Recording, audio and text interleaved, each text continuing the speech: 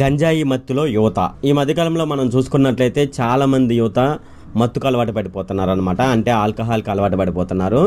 ఈ మధ్య ఈ కల్చర్ ఆంధ్రప్రదేశ్లో బాగా రావడం జరిగింది. ప్రతిరోజు మద్యం అనేది తాగుతూ ఉంటారనమాట. అయితే మనం తెలంగాణలో చూసుకున్నట్లయితే తెలంగాణలో కల్చర్ ప్రకారం ఏంటంటే ఇంట్లో సాయంత్రానికి ఎవరైనా అతిథి వచ్చినా లేదంటే సాయంత్రానికి ఇంట్లో ఉన్న మగవాడు కంపల్సరీగా మందు అయితే తాగుతూ ఉంటాడనమాట. ఇది అక్కడ కల్చర్ అని వాళ్ళు గొప్పగా చెప్పుకుంటూ ఉంటారు. అంతేకాకుండా హైదరాబాద్లో ఉన్న యువత గంజాయికి బాగా అలవాటు పడడం జరుగుతుందన్నమాట. అయితే వీళ్ళు ఫస్ట్ గంజాయికి అలవాటు పడరు, ఫస్ట్ బీర్ తాగుతారు. దాని తర్వాత ఆ మత్తుకు అలవాటు పడిన తర్వాత వీళ్ళు ఏం చేస్తూ ఉంటారంటే హార్డ్కి అలవాటు పడతారు అనమాట. హార్డ్కి అలవాటు పడిన తర్వాత వీళ్ళ గంజాయి, కొకేన్ లాంటివి తీసుకుంటూ ఉంటారు. సో దీనికి కారణం నేను చెప్పాలంటే ఒక విధంగా ఇంట్లో ఉన్న తల్లిదండ్రులే అని నేనైతే చెప్తాను. అందరు తల్లిదండ్రులు ఇలాగైతే ఉండరు అనమాట. సో ఇది ఒక విధంగా చెప్పాలంటే ఇంట్లో పెంపకం సరిగ్గా లేకపోవడం వల్ల ఇలా జరుగుతుందని నేనైతే చెప్తాను. ఎందుకంటే మన ఇంట్లో ఉన్న బిడ్డ బయటికి వెళ్ళి తిరిగి వస్తున్నప్పుడు ఏ టైంకి వెళ్తున్నాడు, ఏ టైంకి వస్తున్నాడు అనే విషయాన్ని చాలామంది తల్లిదండ్రులు అయితే గ్రహించట్లేదన్నమాట. అంతేకాకుండా ఒకవేళ అతను తాగినా సరే తెలంగాణలో కల్చర్ ఎలా ఉంటుంది కాబట్టి నా బిడ్డ తాగాడు, దాంట్లో తప్పేముంది అని ఇలా ఇంట్లో వాళ్ళే తమ బిడ్డ పైన సమర్థించుకోవడం వల్ల ఇటువంటి సంఘటనలు కూడా జరుగుతూ ఉంటాయని నేనైతే చెప్పగలను. అంతేకాకుండా మీకు తెలంగాణలో యువత అనేది ఎందుకు మత్తుకు బానిస అవుతున్నాడు అనే విషయం మీకు తెలిస్తే కనుక కింద కామెంట్ సెక్షన్లో అయితే తెలియజేయండి. ఈ వీడియోలో మెయిన్ ఏంటంటే గంజాయికి యువత అయితే అలవాటు పడుతున్నాడు. దానికి కారణం ఏమిటనే విషయాలు మనం ఈ వీడియోలో డిస్కస్ చేద్దాము. ఈ వీడియోలోకి వెళ్లే ముందు నాదొక రిక్వెస్ట్ ఫ్రెండ్, అదేమిటంటే ఈ వీడియో కనుక మీకు నచ్చినట్లయితే ఇక్కడ క్రింద ఉన్న రెడ్ కలర్ సబ్స్క్రైబ్ బటన్ మీద అయితే ప్రెస్ చేయండి. ఇలా మీరు రెడ్ కలర్ సబ్స్క్రైబ్ బటన్ మీద ప్రెస్ చేయడం వల్ల నేను చేసిన ప్రతి ఇన్ఫర్మేషన్ వీడియో అనేది అందరికంటే ముందు అప్డేట్ రూపంలో మీ మొబైల్కి అయితే చేరిపోతుంది. ఇప్పుడు మనం వీడియోలోకి అయితే వెళ్ళిపోదాం. అంతేకాకుండా మనం ఎర్రగడ్డ డిఎడిక్షన్కి సంబంధించి ప్రతి సంవత్సరం బాధితులు అయితే పెరుగుతూ వస్తున్నారన్నమాట. మనం 2020 నుంచి 2024 వరకు బాధితులు ఏ విధంగా వస్తున్నారు ఎర్రగడ్డ హాస్పిటల్కి, అంతేకాకుండా వీళ్ళు ఏ డ్రగ్స్ తీసుకొని డ్రగ్స్కి బానిస అయ్యి వీళ్ళు ట్రీట్మెంట్ చేయించుకోవడానికి ఎర్రగడ్డ హాస్పిటల్కి వస్తున్నారు అనేది ఇప్పుడు మనం చూద్దాము. మనం ఇక్కడ చూసుకున్నట్లయితే ఇక్కడ గంజాయి 2020-22 చూసుకున్నట్లయితే 421 మంది డిఎడిక్షన్ సెంటర్కి రావడం జరిగింది. 2023లో 200 మంది. మనకు ఇక్కడ 2024 చూసుకున్నట్లయితే మే వరకు ఇక్కడ డేటా ఇవ్వడం జరిగింది. అయితే మే వరకు 83 మంది రావడం జరిగింది అనమాట. వీళ్ళు ఓన్లీ గంజాయి బాధితులు అనమాట. ఇంకా ఓపియాడ్ చూసుకున్నట్లయితే 2022 25 మంది, అలాగే 2023న 25 మంది, మనకు 2024 మే వరకు చూసుకున్నట్లయితే 14 మంది రావడం జరిగింది. అలాగే బెంజోడయాఫైన్ అనే ట్యాబ్లెట్ వేసుకోవడం ద్వారా ఎంతమంది మత్తుకు బానిస అయిపోయారంటే 2020-22 సంవత్సరంలో 66 మంది, అలాగే 2023లో 45 మంది, 2024 మే వరకు మనం చూసుకున్నట్లయితే 19 మంది అయితే రావడం జరిగిందనమాట. అలాగే నికోటిన్, సో ఈ నికోటిన్ బాధితులు ఎక్కువగా ఉన్నారని మనం చెప్పవచ్చు అనమాట. వీళ్ళు 2020-22 సంవత్సరం చూసుకున్నట్లయితే 2913 మంది, అలాగే 2023 చూసుకున్నట్లయితే 1748 మంది ఈ నికోటిన్ బాధితులు ఉన్నారు. మనం 2024 మే వరకు చూసుకున్నట్లయితే 940 మంది ఈ ఎడిక్షన్ సెంటర్కి అయితే రావడం జరిగిందనమాట. అలాగే ఆల్కహాల్ చూసుకున్నట్లయితే మనకు 2022 చూసుకున్నట్లయితే 3749 మంది, అలాగే 2023 సంవత్సరం చూసుకున్నట్లయితే 2162 మంది, అలాగే 2024 మే వరకు చూసుకున్నట్లయితే 1067 మంది అయితే ఈ డిఎడిక్షన్ సెంటర్కి అయితే రావడం జరిగిందనమాట. మత్తుకు బానిసవడం అనేది టీనేజ్ నుంచి స్టార్ట్ అవుతుందన్నమాట. ఎవరైతే 13, 14, 15, 16, 17, 18 ఈ ఏజ్ వాళ్ళు ఎవరైతే ఉంటారో వాళ్ళైతే ఎక్కువగా ఈ మత్తుకి అలవాటు పడుతున్నారు. అంతేకాకుండా యువత ఉన్నారు కదా, ఈ యువత కూడా ఎక్కువగా మత్తుకు అలవాటు పడడం జరుగుతుందన్నమాట. మొదట ఎలా స్టార్ట్ చేస్తారంటే వీళ్ళు ఆల్కహాల్, సిగరెట్తో మొదలుపెట్టి గంజాయి, డ్రగ్స్ కూడా వీళ్ళు అలవాటు పడుతున్నారన్నమాట. ముఖ్యంగా ఇటీవలి కాలంలో గంజాయి బానిస అవుతున్న వాళ్ళ సంఖ్య మనం చూసుకున్నట్లయితే ఎక్కువగా స్కూళ్ళు, కాలేజీలు అడ్డాగా గంజాయి మాఫియా అయితే విస్తరించి ఉండటంతో బాధితులు ఎక్కువగా స్టూడెంట్లే ఉన్నట్లు మనకైతే కనిపిస్తుంది అనమాట. ఈ క్రమంలో కొందరు పేరెంట్స్ వాళ్ళను గుర్తించి డి అడిక్షన్ సెంటర్లకు అయితే తీసుకువస్తున్నారు. హైదరాబాద్లో ఎర్రగడ్డ మెంటల్ హాస్పిటల్లోని డి అడిక్షన్ సెంటర్కు 10ల సంఖ్యలో బాధితులైతే వస్తున్నారని చెప్పవచ్చు.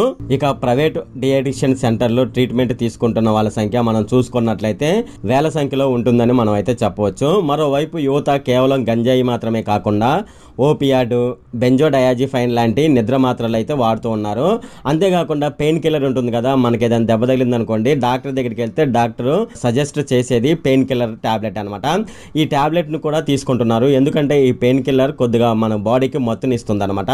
దానికోసం వీళ్ళు పెయిన్ కిల్లర్ టాబ్లెట్లు కూడా వాడుతూ ఉన్నారు.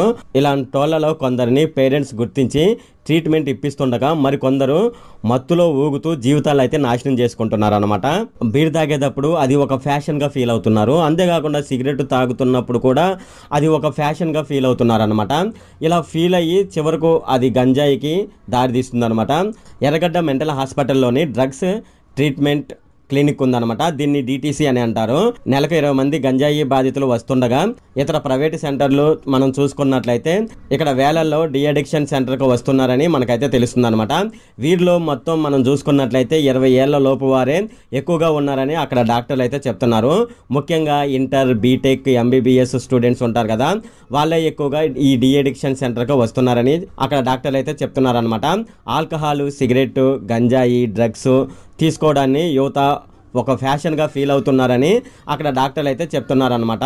వీళ్ళు ఎలాగైతే డ్రగ్స్కి అడిక్ట్ అవుతున్నారని చూసుకున్నట్లయితే స్కూల్, కాలేజీ ఫ్రెండ్స్ ఉంటారు కదా, వాళ్ళ ద్వారా సిగరెట్ నుంచి క్రమంగా గంజాయి, డ్రగ్స్ తీసుకునే వరకు వెళ్తున్నారని చెబుతున్నారు. అంతేకాకుండా కొందరు స్టూడెంట్స్ స్లీపింగ్ టాబ్లెట్స్, పెయిన్ కిల్లర్లు కూడా, ఎర్రగడ్డకు ఓపియాడ్తో పాటు బెంజోడయాఫైన్ వంటి టాబ్లెట్ బాధితులు కూడా వస్తున్నారని, పిల్లలపై పేరెంట్స్ మాత్రమే కాకుండా స్కూల్, కాలేజీ టీచర్లు, అలాగే లెక్చరర్లు, ప్రొఫెసర్లు కూడా కన్నేసి ఉంచాలని అక్కడ డాక్టర్లు అయితే చెప్తున్నారనమాట.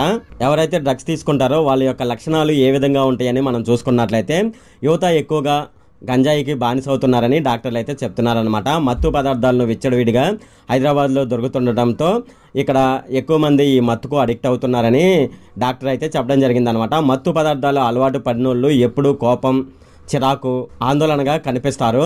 చదువు మీద దృష్టి పెట్టరు, ఎప్పుడూ అభద్రతా భావంతో వీళ్ళైతే ఉంటారు. తమపై దాడి చేస్తున్నారేమోనని భయంతో ఇతరులపై అగ్రెసివ్గా బిహేవ్ చేస్తూ ఉంటారనమాట. పిల్లలపై పేరెంట్స్ అయితే దృష్టి పెట్టాలి, వారి కదలికలను పేరెంట్స్ అయితే గమనిస్తూ ఉండాలన్నమాట. ఒకవేళ మత్తు పదార్థాలకు బానిస అయినట్లు గుర్తిస్తే వెంటనే దానికి సంబంధించిన ట్రీట్మెంట్ అయితే ఇప్పించాలి. మందులు, కౌన్సిలింగ్ ద్వారా వారిని సాధారణ స్థితికి తీసుకురావచ్చని ఎర్రగడ్డ హాస్పిటల్స్ డాక్టర్లు అయితే చెప్తున్నారనమాట. అయితే ఎవరైనా సరే ఈ మత్తు పదార్థాలకు బానిసలైతే వాళ్ళకు ట్రీట్మెంట్ ఏ విధంగా చేస్తారని అక్కడ డాక్టర్లు చెప్తున్నారంటే, మత్తు పదార్థాలకు అలవాటు పడినోళ్లను తొందరగా గుర్తించి ట్రీట్మెంట్ ఇప్పిస్తే త్వరగా నయం అవుతుందని అక్కడ డాక్టర్లు అయితే చెప్తున్నారు. మత్తుకు బానిసైన వాళ్ళను ముందుగా అక్కడ డాక్టర్లు అయితే పరీక్షిస్తారు. వాళ్ళు మత్తు పదార్థాలకు అలవాటు అయ్యారా లేదని గ్రహిస్తారనమాట. ప్రస్తుతం వారి మానసిక పరిస్థితి ఏంటి అనే విషయాలను తీసుకొని వాళ్ళైతే ట్రీట్మెంట్ ప్రారంభిస్తారు. ఈ ప్రభావం తక్కువగా ఉన్న వాళ్ళకు ఇంటి వద్దనే ఉంచి మెడిసిన్స్ వాడి 2 వారాలకు ఒకసారి అయితే వాళ్ళకైతే కౌన్సిలింగ్ ఇస్తారనమాట. కానీ ఈ మత్తు ప్రభావం ఎక్కువగా ఉన్న వారికి ట్రీట్మెంట్ ఏ విధంగా ఉంటుందంటే వాళ్ళని హాస్పిటల్లో అడ్మిట్ చేసుకొని వాళ్ళకు ట్రీట్మెంట్ ఇవ్వడం జరుగుతుందన్నమాట. మెడిసిన్, కౌన్సిలింగ్తో పాటు ఇంజెక్షన్ ద్వారా ట్రీట్మెంట్ వాళ్ళైతే ఇస్తారు. అయితే సాధారణ ట్రీట్మెంట్ నెల రోజుల్లోనైతే పూర్తవుతుంది. బాధితుడు కండిషన్ బట్టి కొన్నిసార్లు ఎక్కువ సమయం పట్టే అవకాశం ఉందని ఎర్రగడ్డ హాస్పిటల్లోని సైకియాట్రిస్ట్ డాక్టర్ అయిన ఫణికాంత్ అయితే తెలపడం జరిగిందనమాట. అయితే డి అడిక్షన్ సెంటర్ల గురించి చాలా మందికి అయితే అవగాహన లేదని, వాటిని గురించి సరైన ప్రచారం లేకపోవడంతో ట్రీట్మెంట్ కోసం అంతంత మాత్రంగానే వస్తున్నారని, DTC సెంటర్లలో డ్రగ్స్కు బానిసలవడం వల్ల కలిగే నష్టాలతో పాటు వ్యసనం నుండి ఎలా బయటపడాలి, కౌన్సిలింగ్ ద్వారా వాళ్ళైతే చెప్తూ ఉంటారనమాట. అవసరమైతే పేరెంట్స్ అంగీకారంతో వాళ్ళకు ట్రీట్మెంట్ కూడా ఇవ్వడం జరుగుతుందని అక్కడ డాక్టర్లు అయితే చెప్పడం జరిగిందనమాట. అయితే ఎవరైతే డ్రగ్స్కి అడిక్షన్ అవుతారో వాళ్ళకైతే ట్రీట్మెంట్ ఈ విధంగానైతే ఉంటుంది. ఈ గంజాయి మత్తుకు అలవాటు పడిన వాళ్ళకు సంబంధించి నేను ఒక ఉదాహరణ అయితే మీకు చెప్తాను. హైదరాబాద్కు చెందిన సంతోష్ ఒక ఇంజనీరింగ్ కాలేజీలో బీటెక్ అయితే చదువుతున్నాడు. కాలేజీకి రెగ్యులర్గా వెళ్ళి అయిపోగానే తిరిగి ఇంటికి వచ్చేసేవాడు అనమాట సంతోష్.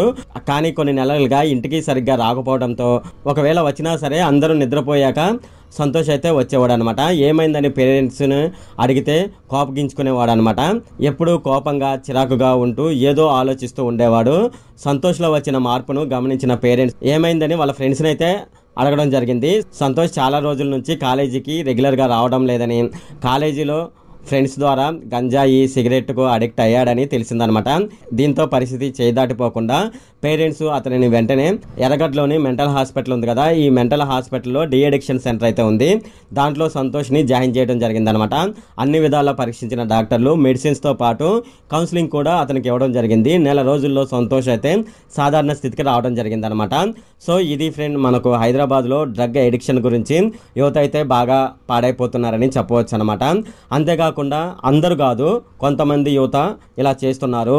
ఇది ఫ్రెండ్ ఈ వీడియోలో. ఫ్రెండ్ ఈ వీడియో కనుక మీకు నచ్చినట్లయితే ఇక్కడ కింద ఉన్న రెడ్ కలర్ సబ్స్క్రైబ్ బటన్ మీద అయితే ప్రెస్ చేయండి. అలాగే ఈ వీడియోని మీ ఫ్రెండ్స్ అండ్ ఫ్యామిలీ మెంబర్స్కి అయితే షేర్ చేయండి. అలాగే ఈ వీడియోకి సంబంధించి ఏమైనా కామెంట్లోనే అనుకోండి, నాకు తప్పనిసరిగా కింద ఉన్న కామెంట్ సెక్షన్లో అయితే తెలియజేయండి. ఈ వీడియో ఇంతే friend. Okay, thank you friend.